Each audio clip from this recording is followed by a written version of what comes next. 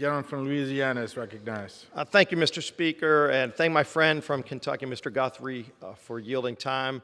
I want to first associate myself with the remarks made by Ms. Eshoo of California, as well as Mr. Pallone, and stand up in strong support of this bill and thank the lead authors, Mr. Fortenberry here, Mr. Quigley, and all of us who have worked on this and other issues to help patients with ALS.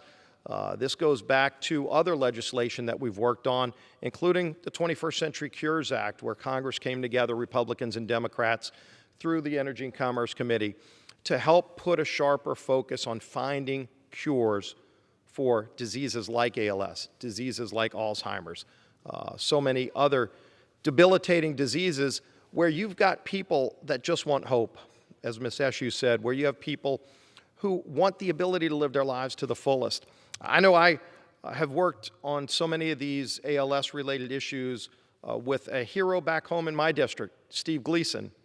Steve Gleason was, for a while, more famous as a player for the New Orleans Saints, somebody who gave us a light in the darkness of Hurricane Katrina.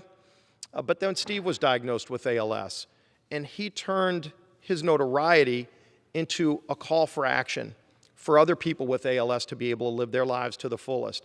And he's been an inspiration to so many. And we communicate. He has a speech device that allows him to communicate. He stays incredibly active. But Steve brought this bill up over a year ago and said this is one more thing that we can do to help people with ALS so that they can bring new therapies, so that people that living with ALS do have more ability to treat this disease.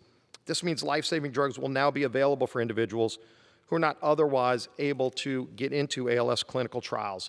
So, Mr. Speaker, on behalf of heroes, inspirational battlers like Steve Gleason, and so many of us have other heroes in our districts, I rise in strong support of this great piece of legislation that brings Republicans and Democrats together to take action for those people who are counting on us. With that, I yield back the balance of my time.